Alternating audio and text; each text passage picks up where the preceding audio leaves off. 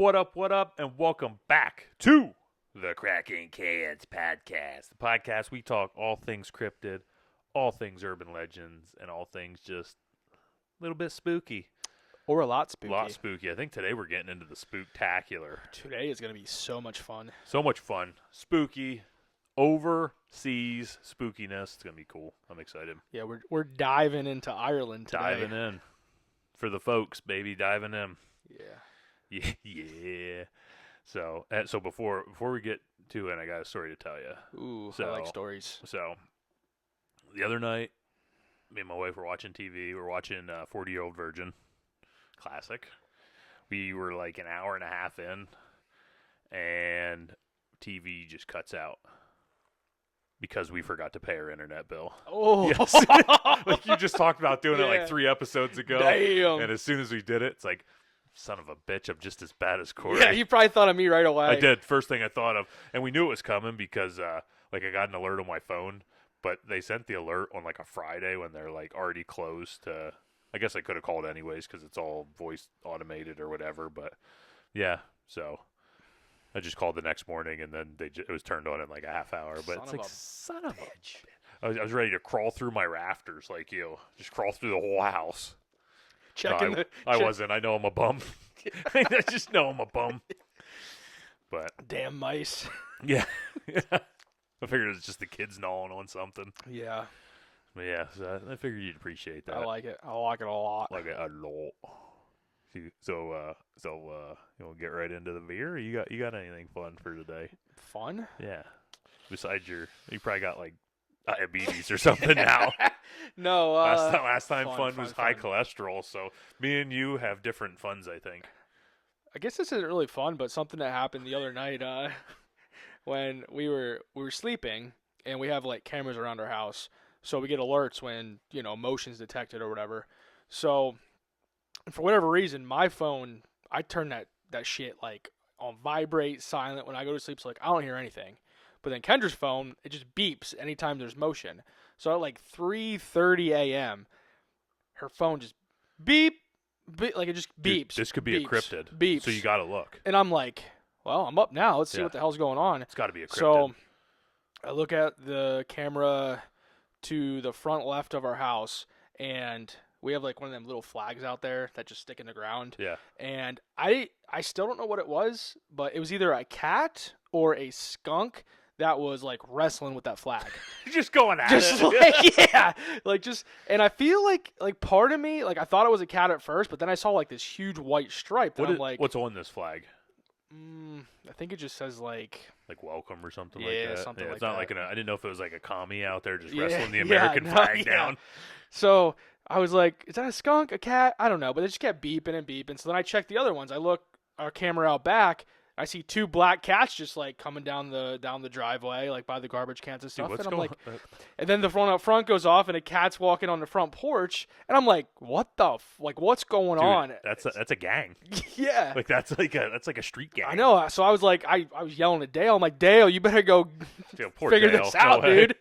Dale's just like, I need at least 4 scoops of food before I'm even going to lift a paw to go out there. Yes. So like I kept checking every camera, and like I just kept seeing different animals like cats, and I could have swore I believe the one was a skunk though. So it's like Pepe Le Pew. And I think it fell asleep like wrapped up in that flag too. I don't understand. Yeah, it was weird. Yeah. But that goes on here. That was interesting though. Yeah. That's something. That's much better than me just not paying my internet bill. Yeah. So we got the funny farm going on here. Yeah. Never know what's going to happen.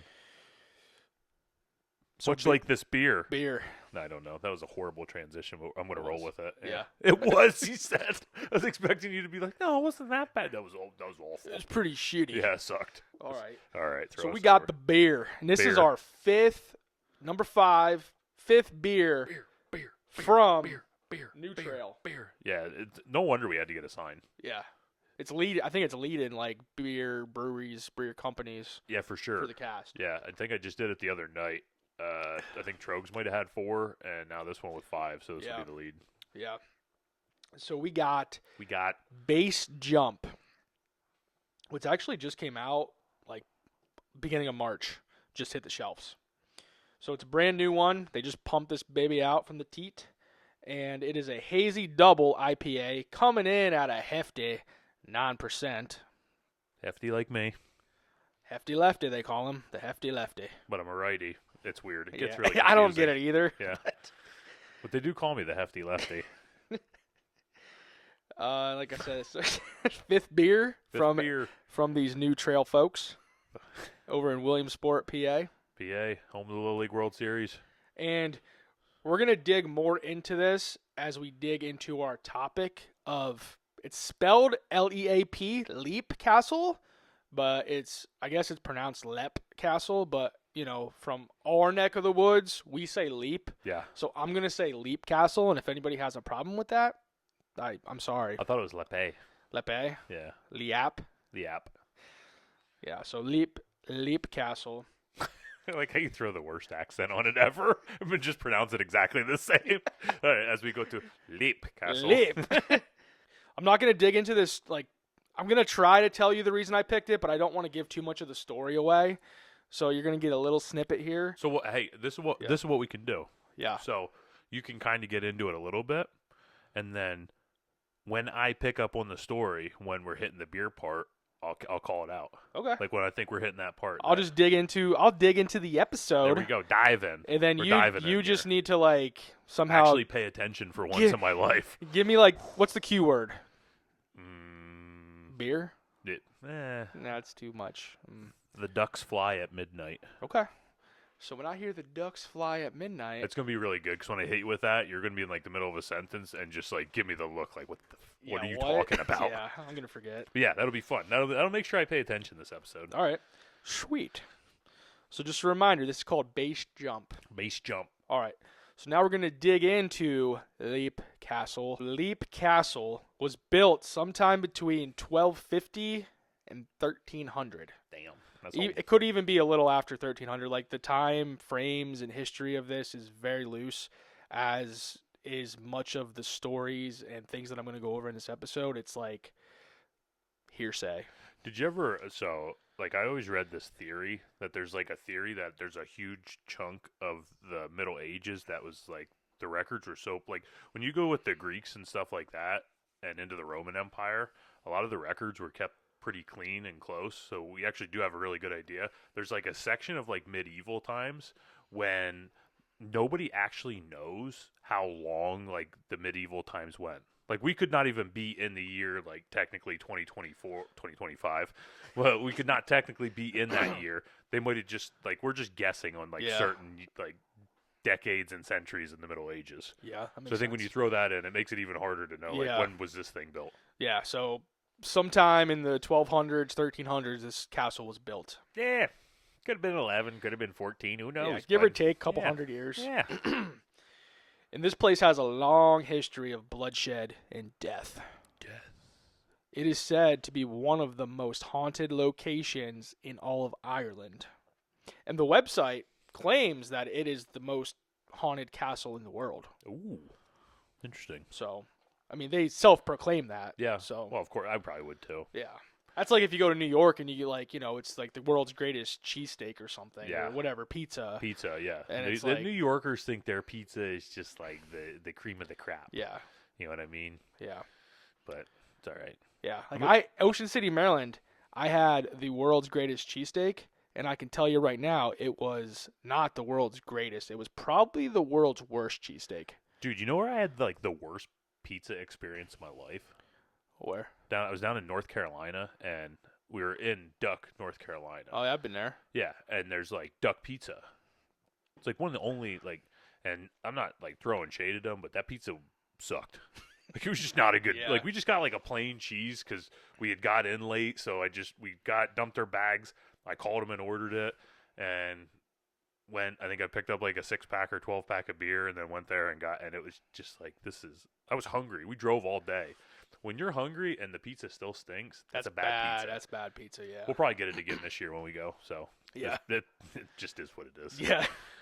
The castle is located approximately 4 miles north of Roscrea, which is just south of the center of... So it's almost in the center of Ireland. It's just a little bit south from the center. The castle was built by the O'Bannon clan, where it was called Lamivon. Oh, nailed it. Lamivon, or the Leap or Lep of the Bannons. Or Jeff. That's what I heard they call him too. Could be. Yeah. And to put it into perspective, Ireland, like size-wise, is like the size of Indiana, the state. I needed to look that up because I just wasn't sure. Yeah. The land where the castle was built belonged to the Druids, and Druids in Ireland were part of a class of religious leaders, wise people, and natural philosophers in ancient Celtic society. The Druidic tradition was deeply rooted in the culture of the Celts, especially in Ireland, and played a key role in the social, political, and spiritual life of the time. The term Druid is often associated with nature worship, rituals, and a deep understanding of the natural world. Druids kept no written accounts and can be traced as far back as the 4th century BCE. That's where this clan came from? No, or this is the land. Okay. So, like, the land where the castle is, I guess, was once, like, I don't know what you want to say. So did this clan just like storm up there and just build this castle on it? Well, I think it was like back, like way back in time, the Druids were on this piece of land, and then like years later, this castle gets built on the land where the Druids once, held ceremonies and worships and all that stuff. So so that's probably has something to do with some of the things there. Yeah. I think, Yep. Okay. And it's Celtic. Oh, yeah, Celtic. Yeah. Okay. I know Celtic. I know some of the TikTok people really. Yeah, YouTube. We'll be honest. Yeah, they will. No, there'll be like 6 people that watch it on YouTube this time. Yeah, you're right. Yeah, you're right. Yeah, I figured I'd just let you know that. Celtic. Yeah, I know. And I'm Irish. I should know that. Yeah. I'm not that Irish. I'm Polish, like the sausage. Before the castle was even built, legend says that 2 brothers of the O'Bannon clan challenged each other for leadership of the clan and the castle. So they're challenging each for other. the castle before they have the castle. Yeah. Okay. So like they challenge each other because they both want to be like the leader of their clan, or the chieftain as it's called, and they want to be like in charge of this castle. Okay. So they're challenging each other to see who it's going to be. Okay, cool. Be excited. How they challenge each other? Like, the only way to settle this was for both brothers to jump off the rocky outcrop where the castle was to be built. The surviving brother would be named the leader of the clan and the castle. Are we having some ducks flying at midnight right now? We are. Hold on. Let me just finish this last little part here. Yeah. This is how the castle got its name. So the 2 brothers jumped. The brother that survived the jump would then be named leader of the clan and the castle. I have so many questions about this, and I don't have answers, so it's it's up to debate. So if they both die, then they're both just dead. And like number 3, that was the smartest one not to jump off the cliff, who should probably just be in charge to begin with because he was the smartest one not to jump off the cliff. And so, what if they both survived? Like whatever one survived the most. Had the least amount of injuries. It's like I don't know. He only has like 2 broken legs and a broken arm. That other dude broke his neck. So I guess. Or what if it was like you and I both went up there and we're like arguing like who wants to go first? I'm like, I'll go first. Yeah, I jump and die. They had to jump at the same time, right? Yeah. Or what if it was like we jump at the same time? Oh, just kidding. Like you jump and die. And I bet in like the clan they would have been killed for like sissying out of it at the end. Yeah. I would think. Yeah. So I don't know. Duck flies at midnight. Duck flies at midnight. Did I nail it? Yeah. Yes, sir. Yes, I'm glad it was early on, so I had time. So welcome back to the beer section. So Mike picked up on the reason for me picking the base jump beer from New Trail Brewing Company. That's a good call. I like that tie-in. Yeah. That's cool.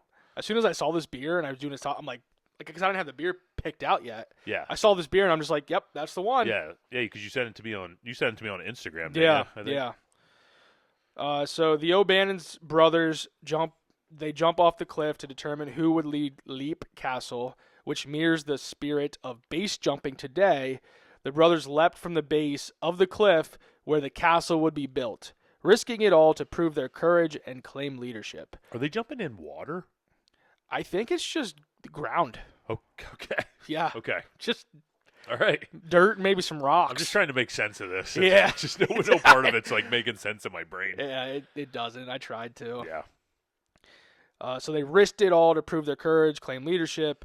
This daring act is like the modern thrill of base jumping, embracing danger for the ultimate challenge.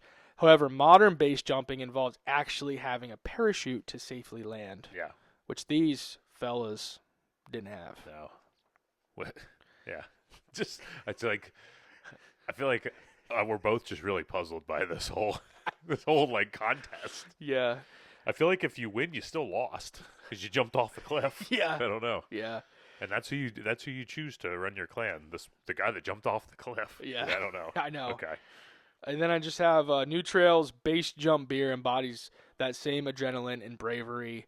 Whether you're leaping from a cliff to lead a clan or jumping for the thrill of it today, both moments are about taking risks, living boldly, and embracing the unknown. It's the perfect drink to toast after taking that giant leap, just like the O'Bannon brothers did centuries ago. Nice.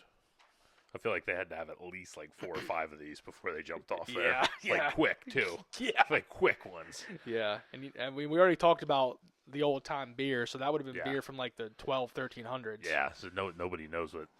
I feel like that just got to taste like butt. Yeah. Well, cheers to this, and you want to give a little review? Oh yeah. Boom. So I've been like sipping on this for a little bit, but it has the notes of white wine minerality. I feel like I taste like the white wineness of it. Just it's like this like distinct flavor. Yeah. When I first took a sip of it, I thought it was just kind of really odd. As I had like took a couple more sips, I actually really like it. It's good. It's good. It's really good. Because you get that pininess too.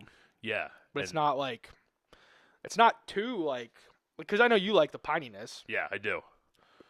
But you get just a little bit of the pininess mixed with, I think, what you said, the white wine. Yeah, it finishes with that like wine, and it is different, but I am liking it. It's good. It is good, tasty, 9%er, tasty. Hell yeah. I don't know if I've had anything from New Trail that I wasn't like a fan of yet. No, it's all good. Yeah. Sponsor. Yeah, pretty much. I'm gonna be working on it. Don't worry. Yeah. Don't worry, we'll take the other sides down and just put you guys up there. That's fine. Yeah, just one big one. If that's what you guys One want, big one. we'll test out your beer. Yeah, for free. Yeah, and talk Just about send it to us. Yeah. Yeah. Pump that shit way up. Your numbers are going to skyrocket. Yeah. Okay, yeah. All right. So are we back at the clan? Yes. Well, Okay. we're going to be talking about the next clan, actually. Okay, so we're on to the next clan. What was it? So we were on the O'Bannon clan. So they're the ones that built the castle, lived in it for, and again, like years, like numbers Guesstimate is kinda just. thing. I'm guesstimating that they lived here for like approximately 150, 200 years before. I like that. I like that you hit a guesstimate. Yeah. That was good. Before the next clan takes over this son of a bitch. So, Corey, I have some insider information, and I know that it's the O'Carroll clan that takes over. The O'Carroll clan, yes. They take over this castle, like I said, approximately 150, 200 years after it was built by the O'Bannons. And the O'Carroll clan were a much bigger, more powerful, prominent in the region. And the only reason that I could find, like, for why they took it over was just simply that they wanted it. Well, that makes sense. Like, Yeah. you know, like, I feel like that's just the world. You Yeah. know, you see something, you see somebody has something bigger than you, and you want it. yeah. And just a little fun fact. So you know what the O in front of like the O'Banion and O'Connell and all that means? Or I knew this at O'Carroll? one point, but I don't remember. So it comes from, it basically means like descent or grandson of. So it's like how they like continue their family, you know, like the Smiths start, and then like the grandsons will be like the O Smiths, and everybody in that family would be like the O Smiths. Because like I was looking, like years ago, I was trying to look at like my ancestry over to Ireland and stuff, and I like found like O'Gallagher's and stuff like that over there. Yeah. I mean, So it would be like O'Gallagher would be a descendant from Gallagher, essentially. Yeah. Yeah. That's cute. Yeah, that's a little fun fact. Fun fact. Fun fact. Mike's full of them. So yeah, the only reason they took it was because they wanted it. Yeah. Me see, me want, me get. Well, it's a big place, right? Yeah, it's not like when you think of a castle, like it's not a huge castle. Like I don't know what the square footage like it's still a freaking castle. It's not like humongous, but it's a freaking castle. Yeah, but it's not like Dracula's castle, just No, this it's enormous not like huge. monstrosity. Like it's a big castle, but it's not anything that's huge. It's not huge. It's also not Huge. huge. Yeah. Cut that out. No way. We're so descriptive on this Yeah. show. We like to dumb it down for the folks. Yeah, for the folks. For the people. John O'Carroll was the chieftain or the leader of the O'Carroll clan when they overtook the castle from the O'Bannons. And at some point he died at Leap Castle, suffering from the plague. And John O'Carroll was succeeded by his son, Mulrooney O'Carroll. And the only reason I mentioned that is just because we're going to talk about a lot of death and murder and bloodshed that happened at this castle. Yeah. So I just wanted to throw in that dude died from the plague, so that's one death that happened here. Okay. It's. Could you imagine if I just showed up at your house one day? I just like walked in and looked around. It's like, yeah, this is gonna be mine now. Yeah, that's basically that's how it was. It's just weird. That's how it was. 1,000 years ago or whatever. Yeah. You just go. You like something. And Just it's mine now. So I could see myself living here. Yeah. Yeah, this would be good. It'll be all right for now. Yeah. Yeah. Until I find something bigger. Yeah. And it isn't clear how. So when the O'Bannons when the O'Carrolls took over the castle from the O'Bannons, it wasn't exactly clear how it went down, but I'm going to assume that there was some type of battle and the O'Carrolls just ran through the O'Bannons.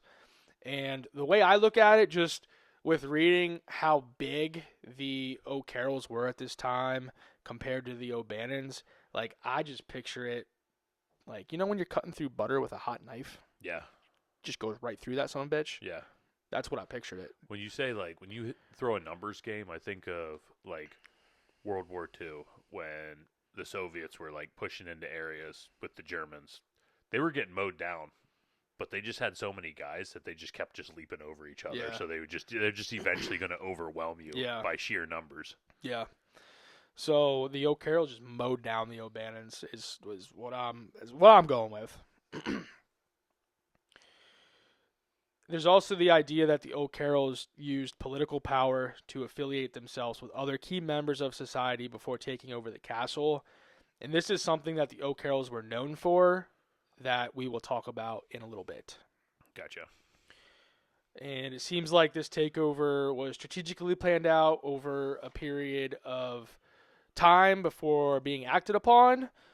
Or maybe it wasn't, and John O'Carroll just woke up one day and said, I would like to add Leap Castle to my collection. Let's get it. I don't know.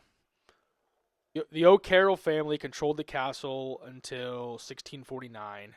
And we're going to talk more about the O'Carrolls. I'm just throwing this in now. So the O'Carroll family controlled the castle until 1649. And we will get into when they lost control of the castle. But right now we're going to talk about shit getting crazy while these O'Carrolls are in control of this castle. Shit's going to get real. Yeah, it's going to get real. So can we dive into the first betrayal that within the O'Carroll clan? The O'Carrolls, known for their violent and brutal rule, were notorious even by the standards of the feuding Gaelic lords. The family was deeply embroiled in power struggles, and like many other Irish clans of the time, internal betrayals and murder were not uncommon. What do you think? These people just decided they wanted a castle. Yeah. You know, and they just went and basically just killed and pillaged and stole this castle. Is there really honor amongst thieves? You know? Yeah. These are the people that are doing all your bidding and all that. Yet I'm not seeing them really being too proud to just be like, yeah, I'm not going to cut your head off. Yeah. And in 1532, the clan's chieftain at the time, Mulrooney O'Carroll, died, which caused an internal conflict amongst the clan on who was going to be the successor and the new chieftain. Ooh. The next of kin, Thaddeus O'Carroll, who was also a priest in the family, would take the lead, but he never got the opportunity. Bum, bum, bum. You want to know why? Is it the Bloody Chapel incident? Hell yeah, it is. Corey gives me really good notes so I can follow along. During Mass one day, the younger brother of Thaddeus, Teague, I think it's Teague or Tige. It's Teige. Teague. Teague? That's what I thought it was. Yeah. Teague O'Carroll came into Mass, rushed his brother, and stabbed him to death with a knife or sword. Tommy gun. Yeah, Tommy gun. I don't know if it was a knife or a sword, but stabbed him with something sharp. I mean, it has to be something sharp. You're not going to sharp nunchucks. Yeah. Stabbed him with a spoon. Yeah. That would suck. Yeah. So he stabbed him to death, causing him to bleed out at the altar. Right in front of everybody. In front of the entire family, giving the room the nickname, the Bloody Chapel. The Bloody Chapel. So he killed his brother and then became like the chieftain then of this clan. How does that work? You know, like there's no red flags. Like I don't know. Teague might be kind of like off his fucking rocker. He just ran through Mass and just stabbed his brother. Yeah. Yeah. That's crazy. And then, well, rules are rules. Yeah, He's gotta take over. He's the next to kin. Next in line. Gotta go. His little brother's just looking at him like, oh, yeah. Right. Oh, yeah. I'm next. There are many different ideas as to why Teague killed his brother. Was Thaddeus having an affair with Teague's wife? Ooh. Did Thaddeus simply start Mass without his brother's presence, which was a huge act of disrespect? Boy, that would be something, though. Yeah. Like, that would be something. You dare start reading the Bible without me? Yeah, you son of a bitch! Even if I am 2 hours late? Yeah. Or did Teague just want to be the chieftain of the clan and felt that the only way of making this happen was to take out his brother?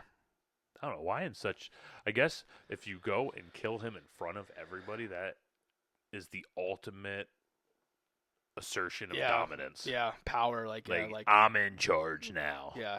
Y'all answer to me and Betty, and he holds up like his 12-foot sword. Yeah. That's what I'm picturing, just a 12-footer. That he went running down the aisle, dragging that thing behind him. Or just a little 2-incher. Well, yeah, it could be. Yeah. He had one in each hand. Yeah.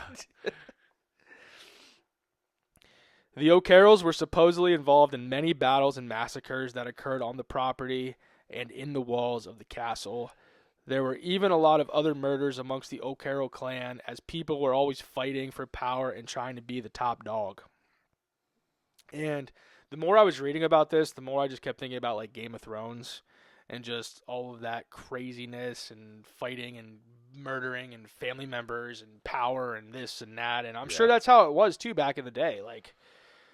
Yeah, I feel like these stories have to, obviously they're fictional stories, but they have to come to light from something. Yeah. It seems like every great story, great book, great movie, they're even Star Wars, I think. I can't remember. Star Wars was based off of World War II or something like that. Every big movie franchise is still based off of something. And the reason too, I thought about, I never watched all of Game of Thrones. I know my wife watched the whole thing. I watched a good chunk of it here and there. When she was watching it, I would watch it with her and stuff like that. But I know there was an episode called The Red Wedding. Or The Red Wedding, yeah. The Red Wedding. The Red Wedding. So I thought of the Bloody Chapel. Yeah, it was the first, when you said about Game of Thrones, that was the first thing I thought of. Yeah, the Red Wedding. Yeah. So it made me think of with the Bloody Chapel, did they get parts of, that ideas for that episode from this. I don't know. That show pissed me off so bad their last season. Yeah, I watched the last season. Yeah. Man, that pissed. Like, you just set this thing up for years and years to just end it on like 5 episodes. What a bunch of garbage. Yeah. I mean, I don't feel as strongly about this as I do Halloween Ends. Yeah. Oh God, you haven't brought that up in a while. It's been a while. Just we won't get into it. It's been a while. Yeah. I bet you freaking Halloween Ends Michael Myers. He probably who plotted this last season of Game of Thrones. A son of a bitch. Yeah, he's behind it all. Yeah, God damn freaking it. right. Whoever the director was, I wouldn't even look up the director's name because I don't want that piece of shit in my brain ever. Yeah. I'm gonna look it up right now. What else did that fucker direct? You're right. I am looking it up right now. Yeah. Son of a bitch.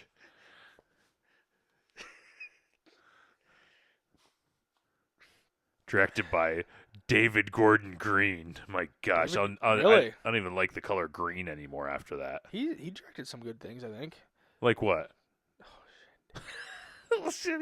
He directed all the Halloween movies, so like all the last in the trilogy. Well, my boy Danny McBride like produced or directed some of those movies. He was like a co-director. Yeah.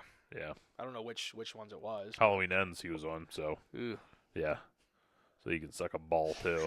He helped write it, which is worse. Ooh. Which is worse. Yeah. Which is worse. All right, just go ahead. Just close that. Yeah.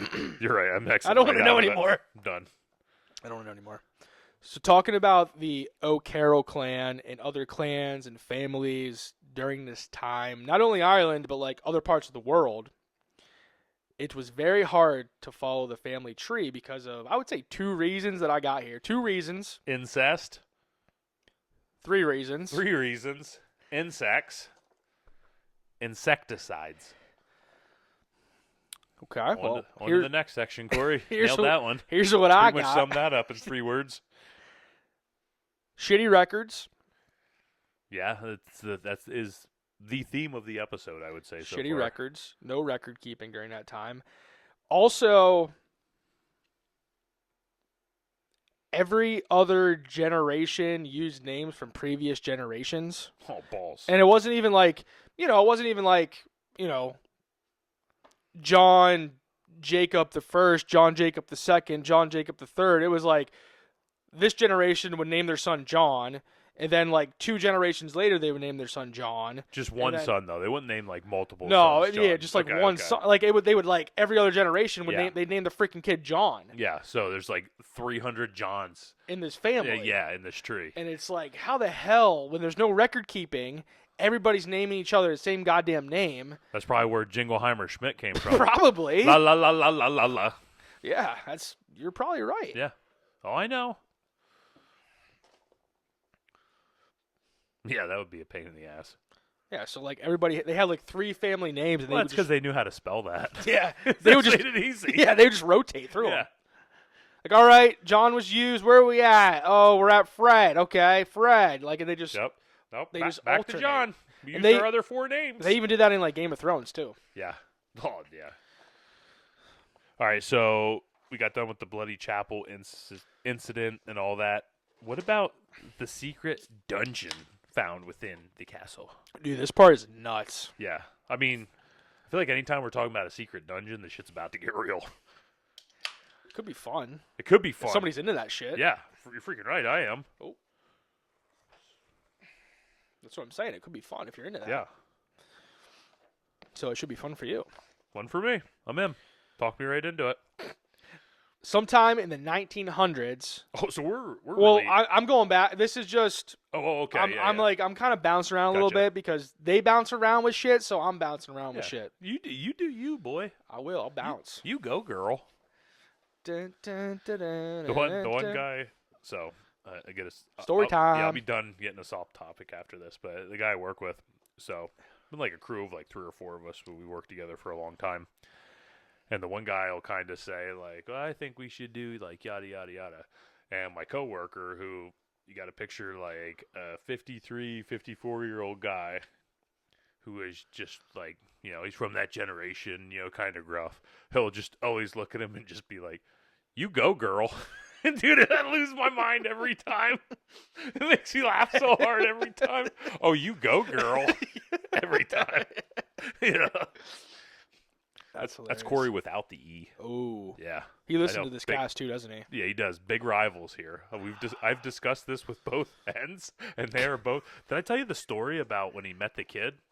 No. So he was at a store or whatever, and I think there's a kid like kind of running around, and my coworker Corey's going, and the mom yelled over Corey, and Corey looked over because you hear your name, yeah. So they look over, and the kid was she was yelling at her kid, and she goes, "Oh, I'm sorry," and my coworker Corey looks at me, he goes, "Oh, so your name's Corey too?" And the kid just looks at him dead serious. He goes, "Yeah, how do you spell it?" And Corey goes, Cory. Kid goes, "The right way. Okay, we're cool." And just walks away. And so if you didn't know, the butt crack over here spells it Corey.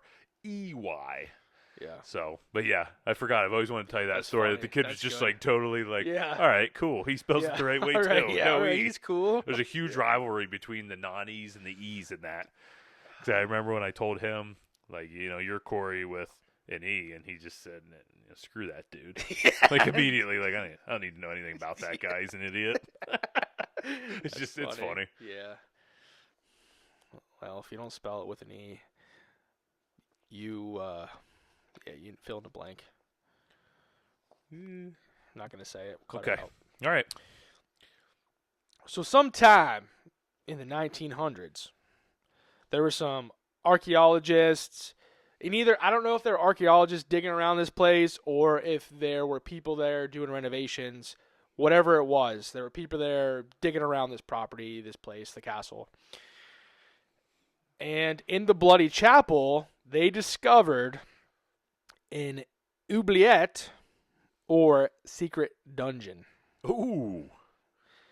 And typically, like during this time, the main use for these secret dungeons or oubliettes were to store valuables or like a place to hide in the event of a siege. It's like a vault almost. Like a vault or like a like a safe room or something that people go hide. So were these actually like a part of the castle or separate from the castle? It was a part of the castle. Okay. It was just kind of like in Scooby-Doo and shit. There's you move a bookcase and then you're back in like another freaking dimension. That makes sense. Something so like that. So this was like walled off over something time. like that. So typically that's what it was used for. However, the O'Carroll clan used it for a much sinister reason. Ooh, butt stuff. Worse. Oh. I mean, something could have went up their butt. All right, let's see it. Let's hear it. So they discovered that there was a trapdoor in the floor of the Bloody Chapel that dropped people down into a spiked pit. Ooh. Where the people were impaled. So kind of butt stuff. Yeah, that's what I said. That's what I said. Yeah. Like if they're going butt down, they're getting something up. Do you think that's like it's so crazy to me to do something like that in a chapel? Yeah. Like it makes it even worse that like that stuff happened in a chapel. Especially if these people were so like religious and stuff too. Yeah, so like I figure I think of when we kind of talk about like ghost stories and how ghosts came about, and then you talk about stuff like that happening within a chapel, within like quote unquote like God's walls of this place. That's like even worse. Yeah. And when demonic, yes. Yeah. I'm gonna bring up that word then. I know. I can't. I mean, you'd freaking bring it up regardless. Yeah, I will. You're due for some demonics. Mm-hmm. I haven't brought that shit up in a while. I am. Yeah, we're gonna bring that shit back. Yeah, let's bring it. So when investigating further, they found hundreds of human skeletons. Hundreds. Oh, that were impaled on the spikes all over this dungeon. Yeah, because it's not like somebody's going in and cleaning them up. No. So I wonder what happens if you're finally the lucky enough guy when you fall through the trapdoor. There's so many bodies that you just land on bodies and not spikes, and then you just walk out. I guess I don't know. So like a door to the exit, or what? Or you just die like laying there because there's nowhere to go. Yeah, you're right. Yeah, it's just a dungeon to nowhere. That would suck worse than the spikes, I think. Yeah. Which, all right, this is really off topic, but did you ever see what the hell is it called? That like, is it Putty Cave or something? That dude that was like, he was cave like. What's it called? Like a splunker? what's the splunker? It's when you go into like a cave diver type. Yeah, thing, like a but cave you go into those diver. like real tight ones, I think. Yeah, Yeah. I don't remember where it was. I see it pop up on Facebook all the time from some of these pages I follow. But like this dude got stuck and he was in there for like 27 hours and died. They couldn't bring him out because of the angle that he went through this crack and went down. I did see that. Yeah, And that's dude, crazy. like every time I see that, like my butthole just like shrivels up. Dude, when I see, because once in a while it'll pop up on like YouTube, because the people do it like when they're diving and stuff Yeah. too underwater. But any of I'm pretty sure it's called like. I think it's called like Putty Cave or something. Where like the cave you went into. The one, yeah, it's like, Okay. and they ended up sealing off the cave, so like his body it's in there still. Like they sealed the cave off. Let me look up splunking. That sounds sexual. It does. I ain't doing any splunking. Exploring of caves, especially as a hobby. So yeah. Yeah. Yep. Yeah, dude. I saw it today, actually. They like give me such anxiety. Yeah.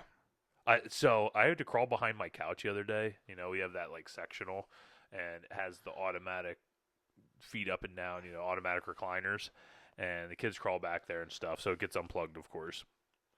I was crawling back there the otte day, and my wife wasn't home. No, like nobody was home, and it's like I could die in here right now, just crawling behind my couch. It's like, what if I die? Because it's like in a back corner, so I don't have that much leverage or anything. Yeah. Dude, it gives me such anxiety just to go back there to plug in. I have to do it once a week for probably like 4 years, and I get anxiety over going back there. Fucking get stuck. Yeah. Going to plug in the couch. Yeah, could you imagine? Yeah. Marietta comes down the next day, and it's just like my dead feet there. I don't know why I would die. Yeah. Like I just gave up. Yeah. God, take me away. I've been in here for like 16 minutes. This is insane. Yeah, shit. Yeah, screw that though, man. I did not like that. But yeah, every time I see that, like if you look up the picture, they have a picture and show what the cave looked like and like yeah, dude, I know where like every time I saw it today, like I said, yeah. and like every time I see that, like oh man, It's like get that shit off my Facebook. Yeah, I don't want to see that. But yeah, a lot of these groups and stuff I'm in, they like share that shit at least once a week. Why? I don't know. Just to give people the heebie-jeebies. Yeah, pretty much. And also, so the dungeon, so like I said, it was used as a trap door. They would just throw people down it. They'd land on the spikes. They'd die. But this dungeon was pretty big. Like, I think there was like another entry to the dungeon, and they would also use it to like house prisoners as well. Oh, so they could still get into the dungeon another way. Yeah, so like I think there was another way. Like there's a bazillion dead bodies down here, and Yeah. we're just going to put you prisoners. Just Yeah, go there. yeah. I don't know if you need something to eat, go gnaw on Fred over there. Yeah. Yeah, it's still fresh. Yeah, fresh enough. Oh. Yeah. So then the O'Carroll's brutality continues. And like I said, how powerful and stuff they were earlier, it seemed like they wanted complete control and domination and didn't seem to ever have enough power and control of, the area. So they're just going after maybe all of Ireland. Yeah, I don't know for sure. Like at least this area where this castle was, for sure. And legend says that the O'Carroll clan used to employ other clans as mercenaries to eliminate nearby threats. Yeah, that's called subcontracting. They would. It's easy. Yeah. Just subcontracting. It's no big deal. Yeah. And if I'm another clan and I know this O'Carroll clan is just big and bad as hell, and they're just like, hey, by some good graces, you go whoop up on some of them people. It's like, yeah, sure. You leave me alone. That's cool. Like, just give me my little corner. That's what you think. So here's what happens. Yeah. After the job was completed, the O'Carrolls would invite the allies back to Leap Castle for a feast, where they would be poisoned and have their throats cut. Poison. That, like, ooh. Yeah, so they would poison them, son of bitches, cut their throats, and then they would murder them, and they would throw them in the oubliette. Oubliette? The fucking thing I said earlier. The oubliette? The fucking dungeon. Oh, yeah. Okay. I don't know why you said oubliette, and I'm like, dang, is that like a fancy stew? So they would just. Dude, that's shitty to poison. Like, Yeah. and I always like even back then, because I know poisoning. That's what where Cheers came from. Cheers and glasses from people poisoning and stuff, and that's always like the biggest sissy way to kill somebody. It is. So yeah, they would just hire people. Then they'd bring them back, celebrate, have a feast. They'd poison them, cut their throats, and then they'd throw them in this freaking hole. Yeah, boy, I couldn't have been more wrong when I said, like, oh, yeah, that's great. Yeah. It's like, yeah. You would have been thrown in that goddamn hole, You're too. right, I would have. Yeah. It's great food. Oh, Yeah. thanks for the beer. Oh, yeah. Yeah, all they'd have to do is like, poison an ale. Yeah. Oh. I'd be like the one guy where like the poison doesn't affect me, but it just makes me like super drunk. Yeah. So I'm like, come on, boys, let's go. I'll fight all of you. And here comes Teej's little 2-inch knife. I assume he's still in charge. He's got to be still be in charge. Sure. I'm sure there's a Teej somewhere. Oh, yeah. Or a guaranteed. Teague somewhere. There's like the 6th one. Yeah. I'll fight all 6 of you son of a bitches. Ah, there's only one of us. It's like, ah! Yeah. Oh, man, that's funny. There was a clan, the O'Neill clan, and approximately 40 members of this O'Neill clan were said to be disposed of in this manner. Damn. So, like, 40 of these son of bitches were from this other clan, were used as mercenaries, brought back, killed, thrown down in the hole. That ain't good. Yeah. The guy just stated the most obvious. That ain't, Ain't good. That ain't good. Yeah. In 1599, the last chieftain of Leap Castle, Charles O'Carroll, was at war with the Earl of Tyrone and hired the McMahon clan. Oh, that's got to be descendants of Vince McMahon. Yeah, that's what I'm saying. So he's bringing like Hulk Hogan, Triple H, The Undertaker. The Undertaker. Yeah. The O'Carrolls hired this McMahon clan as mercenaries to help fight the battle against Earl of Tyrone. After helping the O'Carrolls, a feast was held at the castle, where the entire McMahon clan was murdered in their sleep. In their sleep. Yeah. They must have been sleeping good. Yeah. So at least they got to eat and enjoy Yeah, some drinks. yeah, you're right. Yeah. And then after murdering these people, they would just throw the bodies in the pit. And I could just imagine just like hearing about like this stinky ass pit. Like how bad do you think this freaking place, like the whole Yeah. the castle and then the pit alone, like how bad do you think this place It smelled? had to be disgusting. Disgusting. Well, and then you think of all the BO of the mercenaries. Yeah. Because like they've just been out fighting all day, It's like, I know I get stinking after a day or two. Yeah. Maybe it's just like the guys stunk so bad that it was just like they just assumed it was themselves. Yeah, They walked in and maybe, smelled yeah. this nasty pit. Yeah. Yeah. Could have been. So I want to ask you a question. Okay. So like we're talking about how bad this place stunk. What's like the worst thing you've ever smelled? And before you answer, I don't want you to say like my 2-week-old underwear sitting in a porta potty on a hot July summer day. Like no. I want to know for real, what's the smelliest thing you've ever smelled with your sniffer? The smelliest thing I ever. Do you have something like you could think of? I do right have away? something. All right, hit me with yours first. I have while two, think about actually. it. I have two. All right, hit me with it a little bit because So- I can't think of it. I don't know. I'm not like a big, like, smell person. You know what I mean? Like I can go in some pretty nasty ass situations and not smell them. Yeah. And I'll tell you a story about when I know like one of my coworkers' stinkiest times, and it was me. Anyways, go ahead. Yeah. Yeah, that's probably right. You're so stinky that nothing else smells bad. It could be, dude. Like it just, I don't know. Yeah. Me? Well, Yeah. not that bad. All right, so what No, do you I got like two. Like the one, it's probably back in like high school, like my junior, senior year. I remember I was out driving. I don't remember where I was driving, but I was driving down the road in our town. And I started, like, it was summer, like, probably, it was like 95 degrees out. All the windows down, like, I'm just cruising, and I started smelling something, like, really bad. Really freaking bad. I get to a red light, and right in front of me, Is it pigs or chickens? deer. Deer. Oh, with the they have the legs sticking up out of the back of the. Well, it was Yeah. an old pickup truck. Yeah, dude. They were picking up all the dead roadkill, all the got deer. little, like winch on the back. Did you ever see like Like we followed him before, and he has like a little winch that he can just swivel off just to pick him up and swing him back in. Yeah. And you'll pull up there, and all you see is legs sticking up in the air. Yeah. Yeah, that Dude, stinks, dude. Yeah, that thing smelled bad. Yeah. I was right behind it, and like I can see that. Yeah.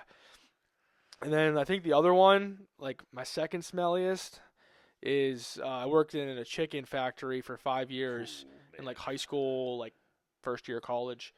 And whenever we would get a rotten egg go through there and break, Yeah. that whole place would just fill up with like the smelliest, stinkiest freaking smell that you could imagine. And I remember like some of us had to like step outside for a couple minutes because like it would just fill up the entire place. Like it was bad. So I remember hearing this like story secondhand, but I'm gonna say like this would be what I can imagine being like the stinkiest thing ever. So they had to do like a job at work, and it was right outside a dumpster that was outside of this really shitty Chinese restaurant. And it was like 100-degree day on that day. And they said just the stuff dripping out of that thing.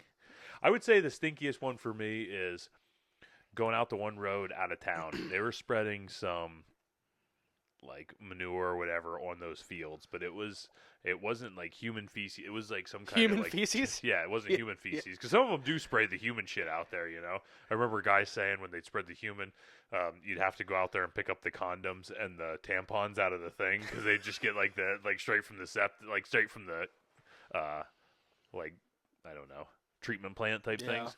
But they were using some kind of like chicken shit on these fields, but it wasn't like normal chicken shit really stinks. It has that gross smell. Whatever this was mixed with to be a fertilizer on these fields was like just beyond disgusting. Oh, it's just wrong. It smelled like it was like chicken shit mixed with human shit mixed with pig shit. Like it was all being spread on all this kinds field. of shit. Yeah, dude, it was so just sensory overload on my nose. It was disgusting. Yuck. Yeah. But yeah, I can just. Yeah. I wanted to ask you that because, like, I just imagine how bad this freaking place smelled. Yeah. Like, and they just keep throwing dead bodies. Well, maybe it was a little bit cooler down there, too, so maybe it didn't get quite as stinky. I don't know. I mean, even when you get just, like, a dead mouse in the wall, that thing stinks up your whole house. Yeah, it does. So having 100 bodies? Yeah, I don't know. Under your freaking... Yeah, I don't know. I had a deer head sitting out on my porch for like 2 months that I kept forgetting about. And our whole, like, it was on our porch and our whole basement started to stink bad. Like, Marietta had me down there doing like a search for something dead down there. And that's when I realized, like, I know what this is. It's out on the porch. Dude, I actually, I might have to put this at number 2 and the chicken egg at 3. When I used to work with the juveniles, these son of a bitch kids. So when they'd make their homemade dildos and stuff. Yeah, but this wasn't that. Okay. So we had a pond at the property, so like we would take them fishing and stuff in it, right? Well, I guess one of these son of a bitches cut off like a fish head, put it in a tackle box, and put it in the one office. What? I remember the one day I thought I called like the sewage like company and stuff. I had people out there like plumbers and stuff because I thought because we had a septic. Yeah. I thought there was a problem with the septic. The guys out there, he's like, "Oh, this hasn't been drained and like you need to have this drained." And I'm like, so like they come out, they drain it and stuff, and like I still smell it. And I'm like, what? I'm like freaking out, like trying to, and then I go in the office and like I open up this tackle box. It was just this fish head that was just sitting in there for like. Why keep it? Yeah, I don't know. I want to make love to it later. Yeah. So that was freaking bad, dude. Yeah. That was bad. I remember one time I ate some really bad sauerkraut or something, and we were at work. I was working late with a couple guys. We were like digging this hole at work, and I left this like just nasty fart. Like I mean. Nasty. Probably worst I ever left. Like top 3? Top 1? Boo, these farts, like this group of farts that was coming out of my gut at this time were probably the stinkiest I ever was in my life. So you had like top 5 farts all in a row. Yeah, all dude. the same day. So we were digging this hole and I was just like, dirt stinks. So both these two guys on each side leaned over this hole and took a whiff. And I'm laughing, of course, you know. And next thing I know, I see the one guy's just over dry heaving in front of the truck. And I had one loaded up in the chamber, like ready to let loose, but I couldn't do that to him because I liked him too much. If it would have been the other guy, like there was two of them that leaned over. The guy that if it was the one guy, I would have just let that thing fly. But it wasn't him; it was the other one. And it's just like I can't do You that just to stuck him. that back in. I'll And then you ruin- burped. I'll ruin his whole dinner for like 3 weeks. Yeah. Yeah. Oh man. Anywho, back to the podcast. YouTube's not gonna like that too much. no, you guys won't. People at YouTube are angry, man. Yeah, They say we talk way too much. They're assholes. They are. I'll say it right now. They're assholes. They are. So going back to the O'Carrolls, Yo, Carols. we're gonna talk about the Red Lady. The Red Lady. Ooh, she sounds hot. I'm gonna give a little bit of just a trigger warning here to the folks, to the people.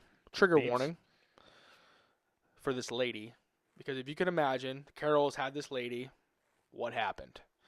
So not sure of the year, but at some point in time, there was a young woman who was held captive by the O'Carroll clan.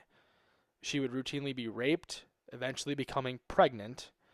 And when she became pregnant and gave birth to her child, the O'Carrolls killed the baby immediately.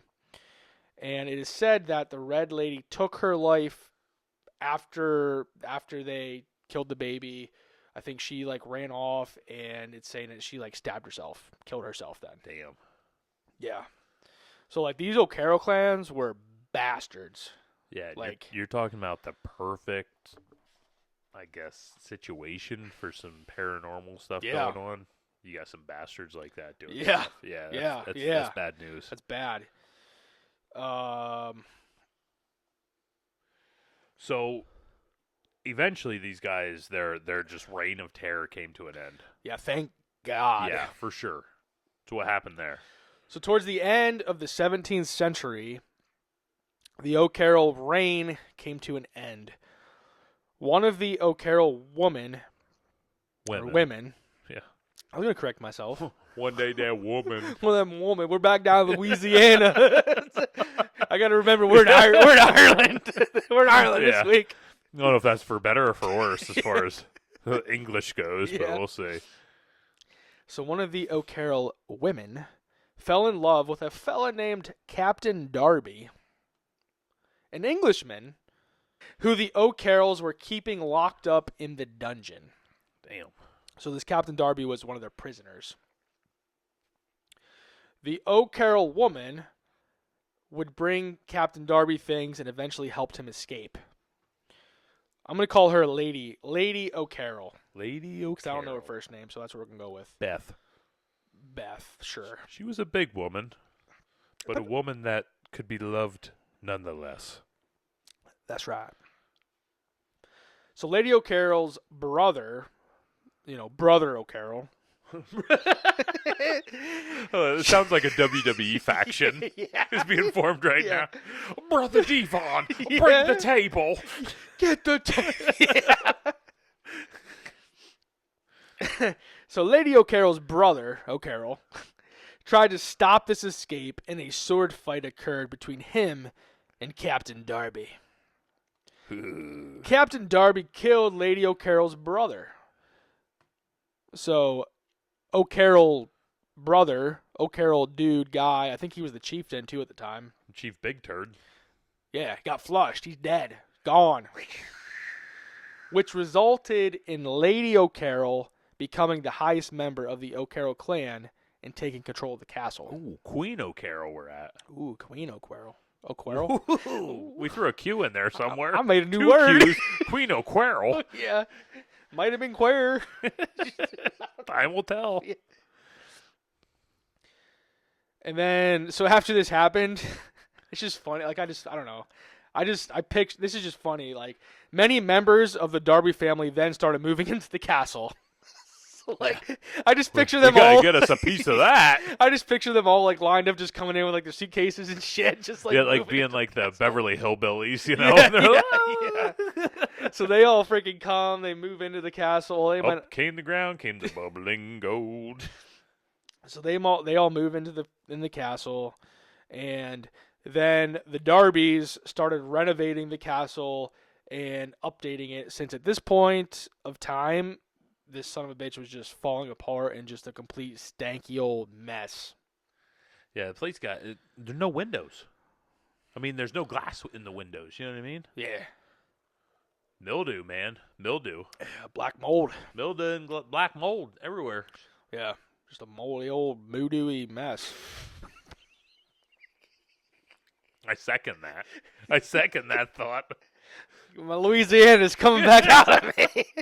As bad as he was at his Louisiana accent when we talked in Louisiana, he is just thriving today. Yeah. It is perfect.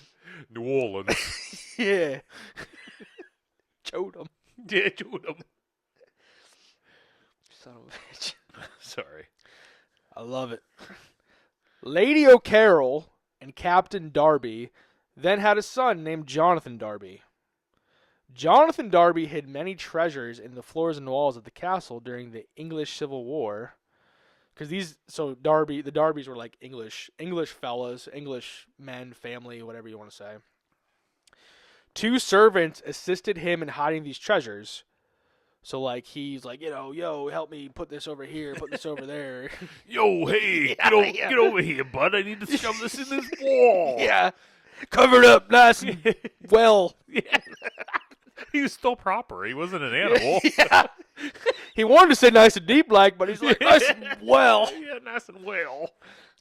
And then Jonathan Darby murdered these servants to ensure their silence, because he didn't want them to know. Yeah, he wasn't that nice of a guy then, huh? Yeah, he didn't want them to Man, go. I feel like I'm like over whenever I say like, that's a good idea. It's Yeah. Like, yep, and then they died. It's Yeah, like, then they- okay, yeah. maybe not the best. Yeah, so even these Darbys were son of a bitches. Yeah. And then at some point in time, Jonathan was eventually imprisoned for treason. When he was set free years later, he went back to the castle to try to find his treasures. However, due to the renovations of the castle and the overall layout changing, he was never able to find his treasures, which are apparently still there to this day. Yeah. So, which means he had like I don't know, a couple like Hank Aaron baseball cards that are worth like $48 today. That's all he had. Yeah. It wasn't much. Yeah. All right, so now we're getting into the legendary Mildred Darby Mildred. We're not talking about mildew. We're talking No. about Mildred. and her black magic. Yes. Yeah.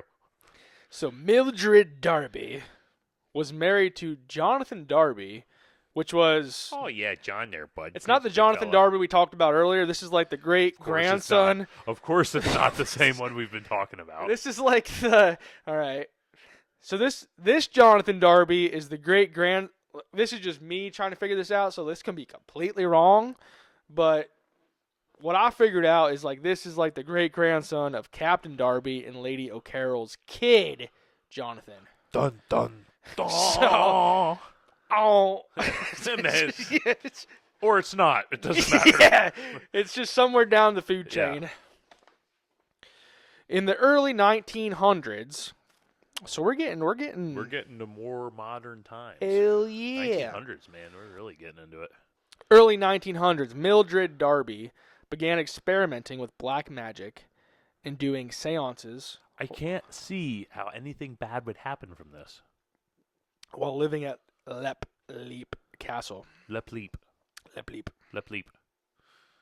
So while she was living at the castle, she started experimenting with this bullshit in the castle. Where you've already kind of set the stage for a lot of heinous things happening. yeah. Trauma deaths, rape, Anal anal spikes going up butts. babies. Yeah. Babies, yeah. Yeah.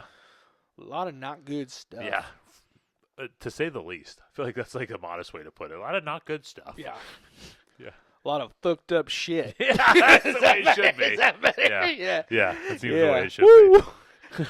be. Woo! Ric Flair. So it is said that she unleashed an elemental spirit in the castle. An elemental spirit Yeah, is... break down an elemental spirit because we did an episode I don't know, maybe a month or so ago, where I kind of broke down different spirits, and I kept it to like 5. 6 was kind of the elemental spirit. You cut that shit out because you didn't understand it, Yeah, which I don't understand either, but I'm going to try. And I know Jenny kind of like briefly brought up elemental spirits at Pennhurst when we interviewed her and stuff. So let's see, like, try and explain an elemental spirit. I'm going to try to get into it. Yeah. At least what I figured out. But, like, it took me, like, 2 days of straight just thinking about this, looking at stuff to really break her down. Yeah. An elemental spirit is a type of spirit that attaches. I'm going to go. Okay, so I'm just Yeah, I'm just buckle up. Yeah, I'm just going to soak this is it gonna in. be I'm a not going to say anything. freaking ride. This is going to be a Just soak freaking it ride. in. Unless I'm like totally lost, I'm going to say something. Because we're talking about Mildred Darby now, and then we're going to go into a whole section on the elemental. So Okay. it's going to be a nice little ride. So we're just going to go on Mildred right now. We're just talking about Mildred right now. Okay. Yes. All right. So an elemental spirit is a type of spirit. I thought we were talking about Mildred. This is Okay. this is in the Mildred section, you son of a bitch. Okay. Yeah. All right. All right, just shut up. Yeah. My bad. That's on me. All right. God damn it. An elemental spirit is a type of spirit that attaches itself to a specific location and can be very terrifying, evil, and unpredictable. Many believe the elemental was a spirit that was already present in the land before the castle was built, possibly connected to the ancient druidic site where the castle stands.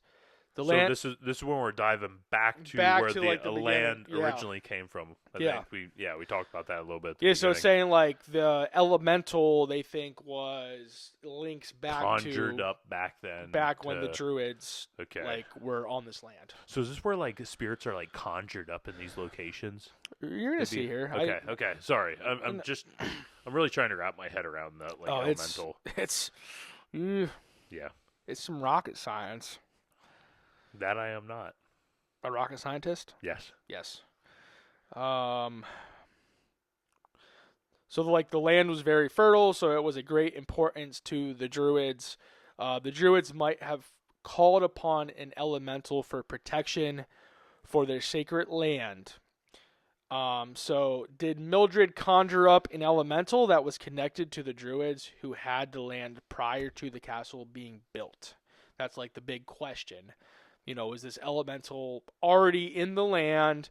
Her doing all her weird shit that she was doing in the castle, did that exasperate it to bring it back? Yeah. Pull this little Dinkleberry right out. That hurts. Oh, yeah, if it's attached. Yeah, so if I was a Dinkleberry, I would not be happy if I got pulled out. No. In 1909, Mildred gave an interview to a magazine called Journal Occult Review. In magazines in 1909? Yeah. All right. That's cool. In which she claimed, I was in the gallery and looked at the floor. Dude, you're killing it, man. Keep that accent up and don't change it at all. The thing had the size of a sheep, and it was thin and shadow-like. The face was human, and it was not. His decomposed eyes showed some kind of lust. Man, you're turning me on a little bit right now. At that point, I smelled a horrible smell, which made me ill. It was the smell of a decomposing body. That's all she said. Okay, yes, all right. Yes, you killed it. It really put me in the spirit of this. Now I feel like I'm Mildred. I feel like I just talked to Mildred. So, like, she had this experience with this elemental. And this was an interview that she did in the magazine. In this magazine, okay. Yeah. And she said it was the size of a sheep. What was? The elemental? Yeah, the elemental. Okay. All right. I just asking for the people. And it was shadow-like. The face was human. Sunken in eyes or something with the eyes? Yeah. Yeah, I don't know where it is, but like basically it was like just black, hollowed out eyes. Basically, is what she said about this thing that she saw. So this is like a black-eyed children. Yeah, she described it as decomposed eyes that showed some kind of lust. Ooh, what? That's weird. I can't imagine like decomposed eyes, so like eyes that are dead, Yeah. but also showing me that they want to bang me. You know, it's like You're showing me mixed okay, signals here. Yeah, Like, to say the least. Yeah. you get rid of that smell. Yeah, maybe we can make some stuff happen. I'd do like me a good sheep or two. Yeah, we'll make some baby decomposed sheep, if you know what I mean. Dang, I don't know what you mean. Explain it. Use your imagination. Okay, let's just move on. Now we're gonna dig into like the elemental spirits. All right, yeah, this is the like part- where. Yeah, I really wanna try and wrap my head, and I might have questions for this part, so Okay. we'll really So like what I'm gonna do here is I'm gonna go over like elemental spirits, and then kind of talk about like the elemental spirit at Leap Castle, and then I'm gonna put my like twist on things and Okay. how it makes sense to me. And I think we talked about this in the 5 Spirit episode, so if you're not familiar with paranormal or different entities, go back to our 5 Spirit episode. Could this be one of those? Because just when I hear about elementals, I feel like elementals and poltergeists are similar in a lot of ways. And maybe like some of the demonic things are similar to an elemental, but they're also similar to a poltergeist. I don't know. There's a lot of them that. Well, that's what I'm going to talk about in this. Is like I picture this more as like a demonic entity And it than I do an elemental. And it seems like the energy of this castle would Exactly. be like perfectly set up Yeah. for something like this. But all right, go on, explain. Elemental spirits are mystical beings connected to the basic elements of nature. So fire, water, earth, and air. Just like Pokemans. Hell yeah. Yeah, Give me a Charmander. yeah, a Squirtle, you. Oh, shit. Yeah, you didn't see that coming, I did you? did not. I did not. They can be either good or bad, depending on how their powers are used. So these things are conjured up from the earth. Like, yeah, they're like already, I don't know if they're necessarily conjured up by the earth, but they're like already like a part of the earth. Okay. So good fire spirits bring warmth and light, while bad ones cause destruction and uncontrolled flames. Okay. Good water spirits nurture life through rain and calm waters, but bad ones bring floods, storms, and chaos. Good earth spirits protect the land, helping plants grow and keeping the earth strong, while bad ones cause earthquakes and landslides. And good air spirits create gentle winds and fresh air, while bad ones stir up dangerous storms and hurricanes. So, like, the way I think of it is, Did you see that? I did. Okay. Like, the way I think about it is, like, kind of like Mother Nature. Yeah. You know what I mean? When you always Yeah. hear, like, oh, Mother Nature's pissed off, like, I think of this as being like Mother Nature, Yeah. more or less, is the way I kind of. That's how I would say I would take it. Yeah. How does that? And sorry if I'm like No, that's getting fine. ahead of myself, but how does that affect like within a castle?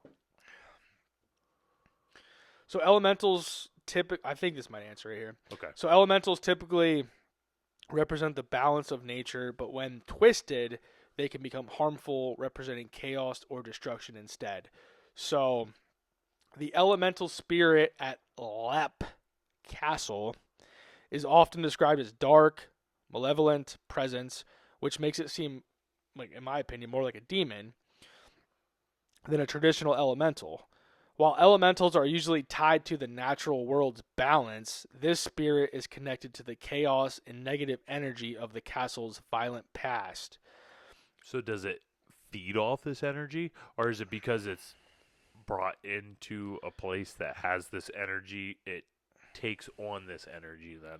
Yeah, I think I'm gonna get into that. Okay, sorry. No, that's like okay. I I know said, dude. elementals It's are really complicated. I spent a lot of time today, Yeah. like wrapping my head around. And the this is why elementals. it's just nice to have like somebody else to talk to about it, because I Yeah, tried reading up on it. And I know I read brain was so fried. much, and I'm Yeah. like, brr. yeah, Over the centuries, Leap, America, Leap Castle, number one. USA, Yeah. USA. Yeah, we say Leap. Leap Castle has seen many murders, betrayals, and bloody events, which created a lot of negative energy. Some believe this intense dark energy manifested into the spirit, turning it into a malevolent force. The spirit is aggressive, frightening, and harmful, which aligns more with how demons are described in folklore. So while it's called an elemental, it acts more like a demonic entity, like born from the dark history of the castle and the negative emotions tied to it.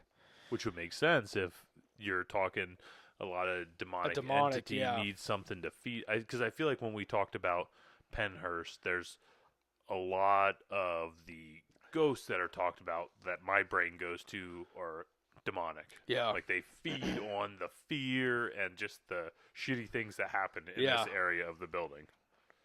So next, this is kind of how I envisioned the elemental kind of with the castle. Yeah, like, this is yeah. So like I said, this whole concept is like very confusing. It is. So how I look at it is I think that it was very important to the Druids to keep the land a sacred, pleasant place. The Druids being the original owners of the land, yes. Okay.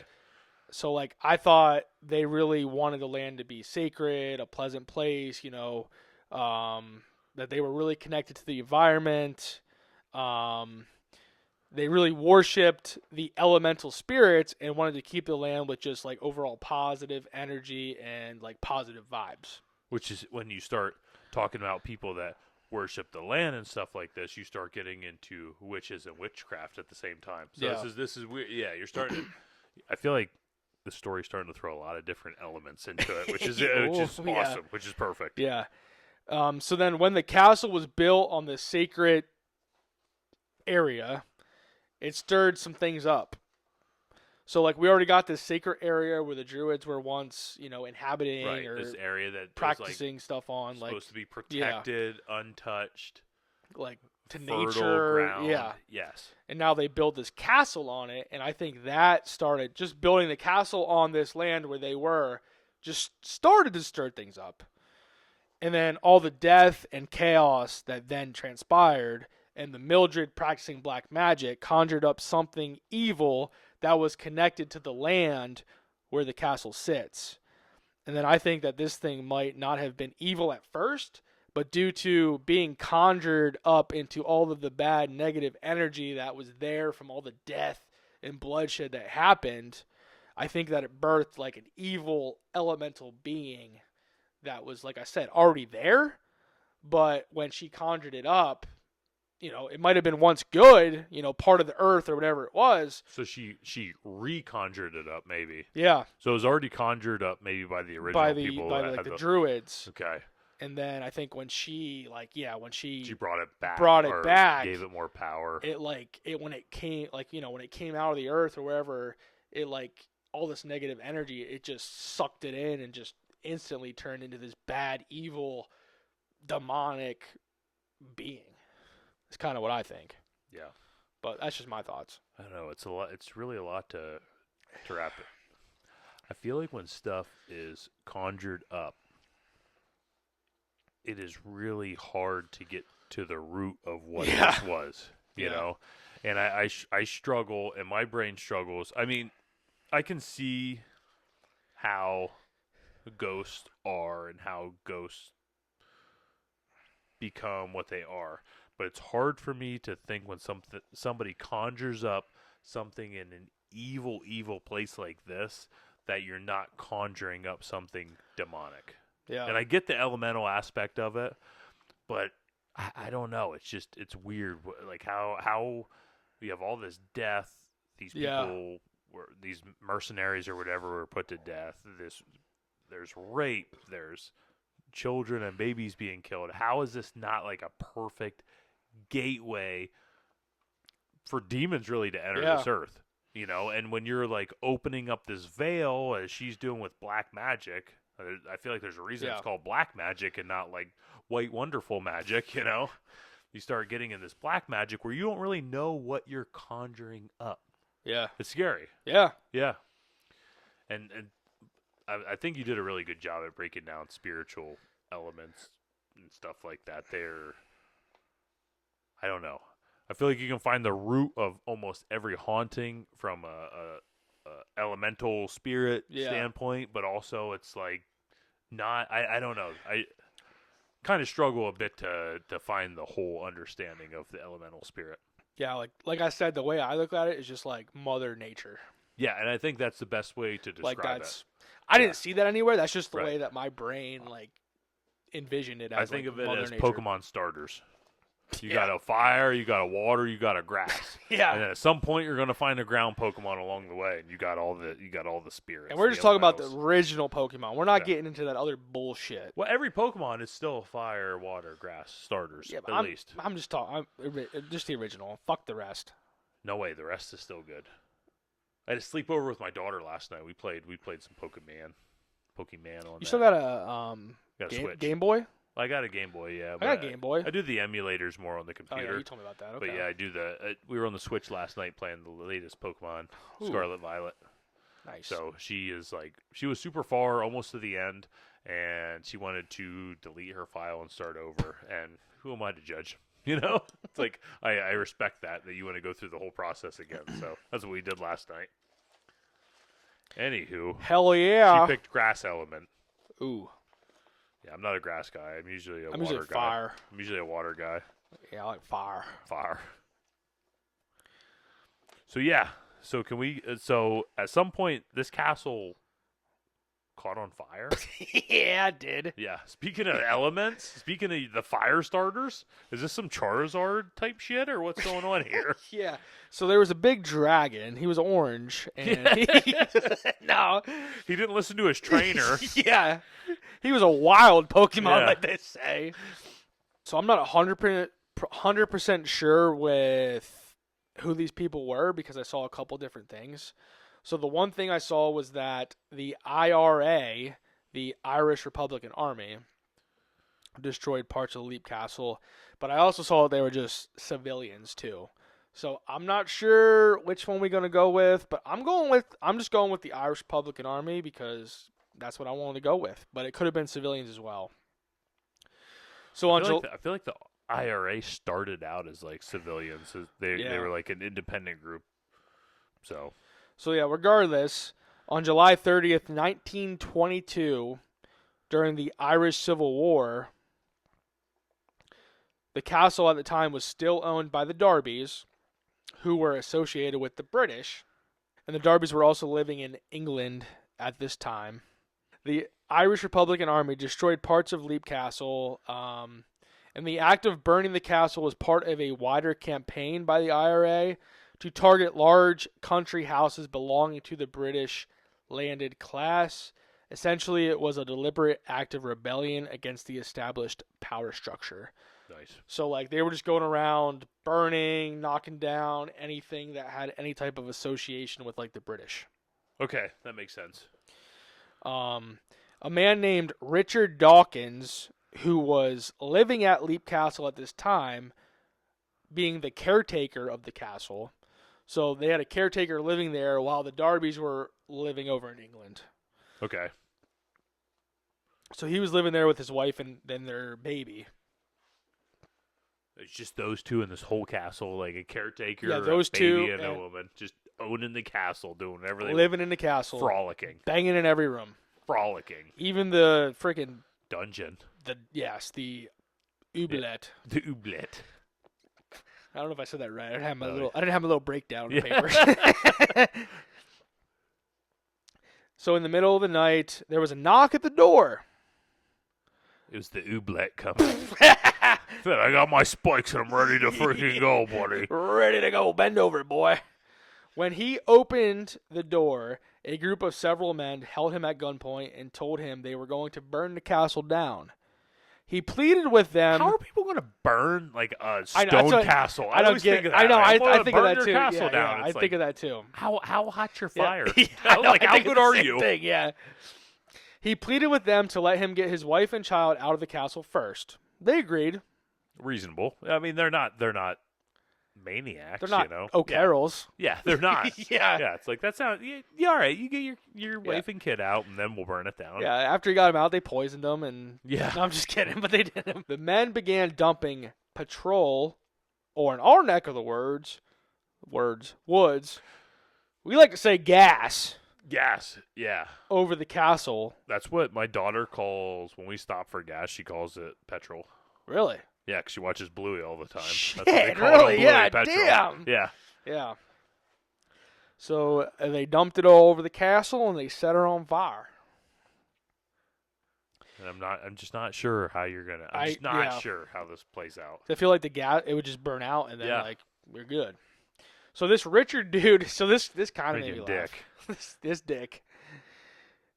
He was able to save some valuables in the castle by putting them into like another room. So In like a sock. Oh. so so when I read this, I pictured him running back inside, getting his wife and kids, and just saying like, "Hey, they're coming to burn this shit down. Like, get out there!" And then him like spending the other time that they gave him, like the 6 minutes they gave him, because you know they didn't give him much time. I wouldn't think. Maybe feel they like... did, because maybe it's like, listen, bud, you got time. We got to go cut down trees, and we got to bring the petrol in, and it's going to be a whole big long thing till we get to it. But like, I pictured him spending more time running around this castle, and just like moving furniture and like decorative pieces and trying to get them into like, you know, like the middle of the castle or like safe areas that weren't gonna burn. Yeah. Trying to keep it like from the fires. For sure. And then the whole castle did not burn, only parts of it did. Because it's made of stone. Because it's made of stone, yeah. You idiots. Yeah. They tried burning more of the castle then the next night. And they figured out that, man, boy, I'll tell you what, this stone just don't burn like the wood does. Yeah. Where's our wrecking ball? Yeah. Oh, shit, that didn't come out yet. Yeah.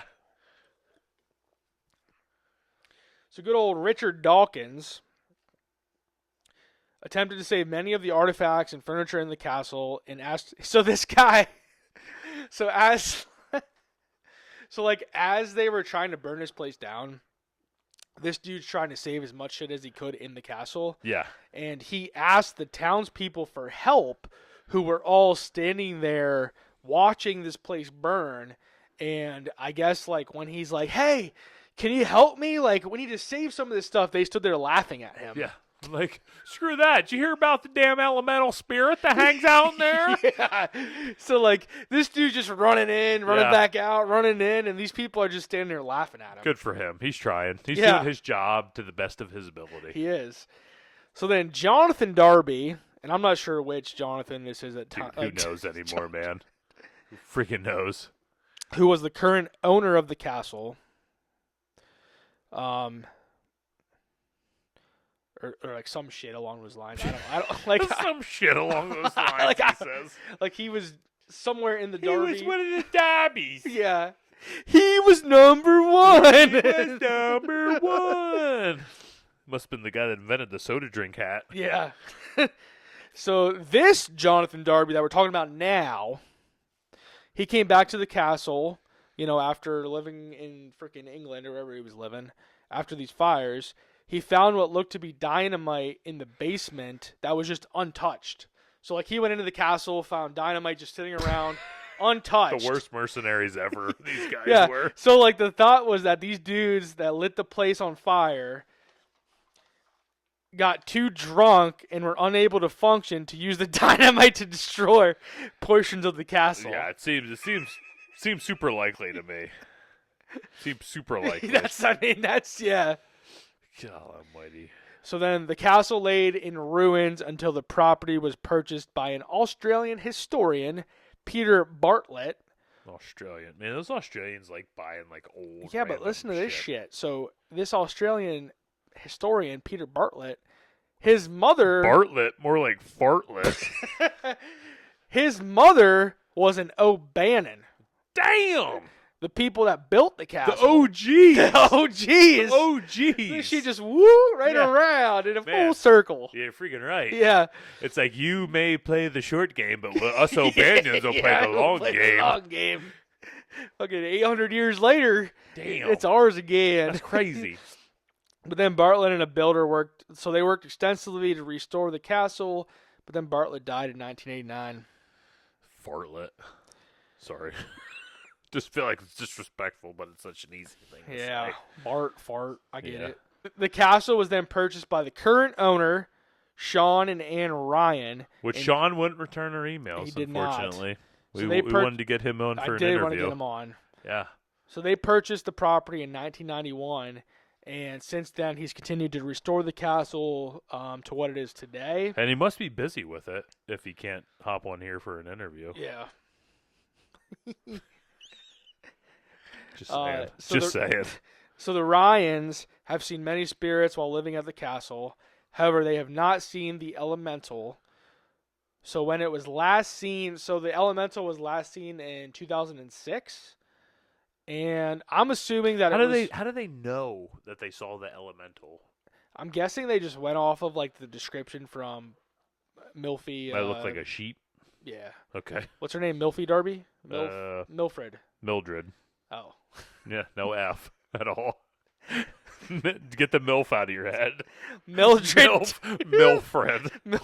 Mildred Darby. Yeah. They must have just went off her description. They're like, oh shit, there's the elemental. Damn, she's fine. Oh, I thought you were going off the description of Milfred. Oh, yeah. Just say Mil. The Yeah. eye holes. Ooh, Yeah, there's some yeah. nice eye holes. Oh, yeah, some real nice eye holes in the shape of a sheep. So, like, I pictured that in 2006, it was just somebody visiting the castle, somebody doing some paranormal investigating. Makes sense. Because the castle is open for tours, so you guys can go ahead and send an email to Sean Ryan, Sean. and you can set up visiting the place for a tour. Can you rent it out for a ghost hunt or anything? I don't know about that. I don't know about that. I was just interested. Yeah, you might. I mean, I'm sure if you have enough money, I'm sure you could I know with Penhurst you could rent it out for an evening to do whatever you want in there. Yeah. And dude, you know what? I think I sent you the text. I was just like, I wonder if enough people would like donate $1 that we could rent that place out, just you and me for the night. Dude, that would be nuts. I would sit all night in the room that Skippy was in. Where would I sit? I'd probably sit right next to you. Yeah. He's sitting by himself with Corey. Dude, that would be good. I'm all by myself down here. Yeah. And Corey's here too. It's like, hey, how you doing? Hey. I didn't know where else to go. We rented this whole building out, and I'm next to Mike. Dude, that would be funny. Yeah. It's kind of scary down in the dungeon. It's awfully scary. It's like, nobody asked you to be here, Corey. It's like, but I like to be with you, Mike. You make me feel safe. So we talked about the burning and everything. What do we got? Like, what are the ghosts of this place? Like, what are the ghosts that people see when they go here? I feel like every place has a specific ghost in a specific area. Has a yes, thing it does. Exactly. So before I dig into this too much, Oh, jeez. No, I'm just joking. I used the website hauntedrooms.co.uk and an article titled "The Haunted Leap Castle." The Haunted Leap Castle. So I'm just going to go over some of the different spirits, ghosts that have been seen, witnessed at Leap Castle by people. Hell yeah. So I guess before I dig into this, like, what do you think? Do you think this place has enough shit that's happened for it to be haunted? Over time, yeah, I think so. When you're talking about a dungeon that is filled with hundreds of bodies that are found years and years after the fact, so all these people are not totally put to rest. On top of that, you talk about the woman in red. Is that what she was? The woman in red. Yep. That was raped multiple times, that had a baby that was killed, that ended up killing herself over the... I feel like if you're ever talking about, plus all that there had to be wars and stuff fought over this building. I mean, yeah, I would say you have There's enough. Yeah. In my opinion, yeah, I think you have enough to justify a haunted place. Yeah, no, I agree with you right there, buddy. So first off, there is the elemental being that is the size of a sheep, has black cavities for eyes, and smells like a decaying corpse. Demon is what I'm saying, but it seems that way. They want to say elemental. I don't know. Yeah, I don't know. It's hearsay. Yeah, that was my struggle when I did our episode on the spirits, is differentiating elementals from demons from poltergeist. Yeah. I feel like those three all kind of are intertwined. Yeah. Ooh. Damn. Hey. Hell yeah. this elemental that lives at this castle only shows itself when it's challenged. Oh, I would do that. I know you would. You know I would. I don't know why. I'd be there with you. It just tingles my fancies to just square up with a ghost. I feel like I don't know. What's that elemental? Elemental, yeah. Well, it's not. It's a okay. Square up with a spirit. Yeah. All I have to do is just like leave this place, and the elemental's not going to follow me. Or you 'cause it's just too like attached. you just whip your water bottle out and start Yeah, spraying pretty water much. at it and say, "Yeah, fuck Yeah, you." yeah. Like, It's like water I'm beats. Yeah, I'm Earth, and I just reach in my pockets and pull out dirt and throw at it. throw dirt. That's all it'd be. It'd be and that it simple. just flies away. It's like, damn it! Yeah. He has my kryptonite. I just win. I just You blow it out. Yeah. It's like a Damn candle. It's been all these years and nobody's ever blown at me. Yeah. The last time that it's shown itself was 2006. And there has been other stories of people experiencing or seeing the elemental while at Leap Castle, investigating or doing paranormal investigations, whatever it may be. Yeah. There has been some people that have supposedly seen it. Supposedly. Also, the spirit of Thaddeus O'Carroll, the priest, Oh, now I could see him. has been seen in the Bloody Chapel in other parts of the castle. Now, see, this is my thing with a priest that is a spirit now that's stuck on this earth. Because I feel like there's, like, if you're a spirit stuck on the earth, there's some kind of, like you're in purgatory. Why would a priest be in purgatory? What else was this dude doing? I guess, like, killing people and taking over a castle might put you in purgatory. Yeah, That makes sense. Yeah, part of the shitty Yeah, clan. so how much of a priest were you, you know? Yeah. Yeah. In the Great Hall of the castle, it's said to be haunted by the McMahon clan, who were murdered in their sleep by the O'Carrolls. Yes.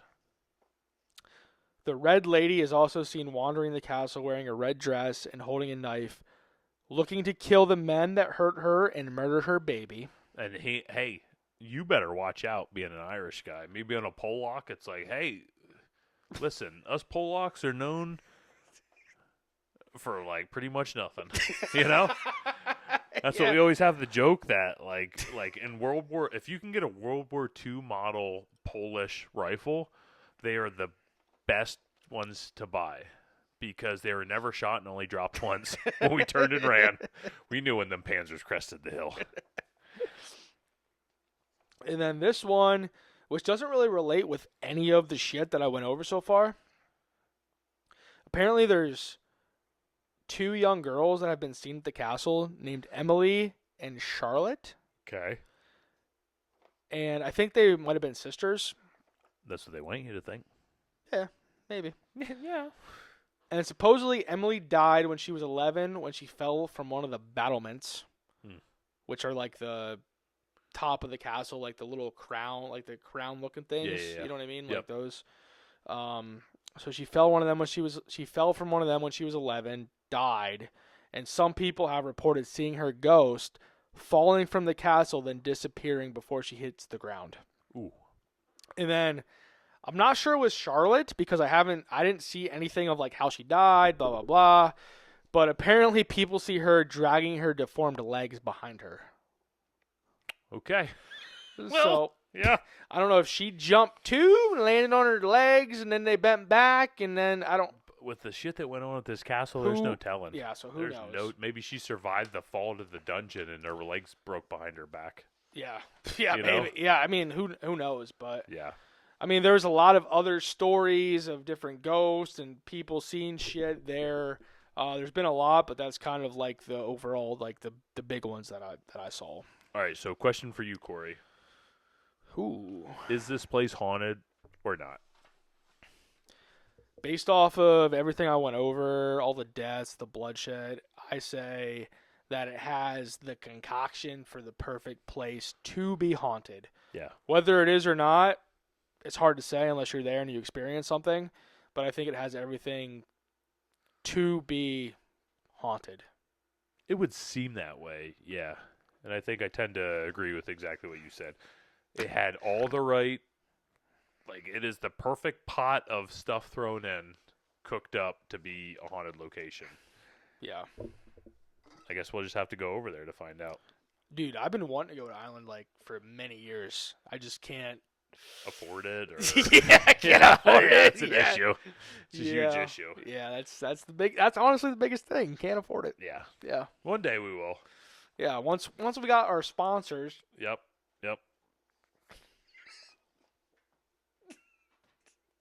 So yeah, once we have our sponsors, and once we, who knows?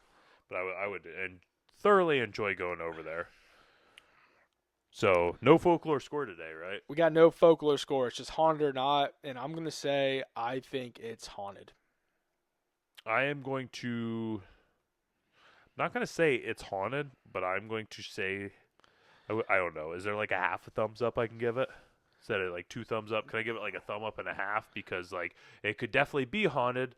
Not sure if it is. You know? Yeah, I mean, don't know. That's how I feel. Bang, nailed it. There it is. Yeah.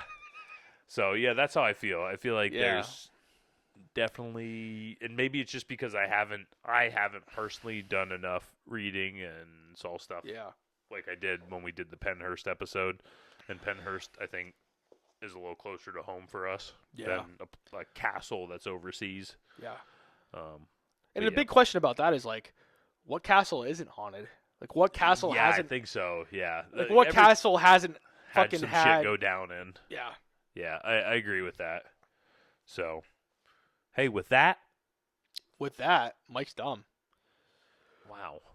Corey's he's just going. I had to jump on it earlier before you edited it out, bitch. I do. Jeez. So with that, I hope you guys enjoyed the episode. Make sure to follow us on Facebook, Instagram, TikTok, YouTube, Threads, Needles. Wieners. Am I missing one? I feel like I'm missing one. X. That's what it is. X. But yeah, make sure to give us a follow. I hope you guys enjoyed the content. If you're mean on YouTube and you leave mean comments, just please don't, because it hurts my soul a little bit. Yeah. Makes me question my existence in this earth. Just kidding. I'm just going to keep being exactly who I am. And with that, I am Crack Daddy Mike, and I'm out of here. And I'm the BK Corey, and I'm out. Corey Stupid. Mike's dumb. The primary sources I used for this episode are SierraMcHugh.com, an article titled The Bloody Chapel at Leap Castle. Leap Castle. The Little House of Horrors.com, horrors with an H. Wait, how else do you spell horrors? Article titled Leap Wait, hold on a second. Horrors with an H, how do you spell horrors? with a W. Horror. Oh, okay. My bad. My B. My brain was not following that at all. With an article titled Leap Castle. And then the other one I used was leapcastle.net. Leapcastle.net. Yeah. And that's where they self-proclaim that they are the most haunted, number one haunted castle in the world. They say they're the biggest leap. Actually, it might be Ireland, but I mean, whatever. The biggest leap. I gotta pee. Yeah.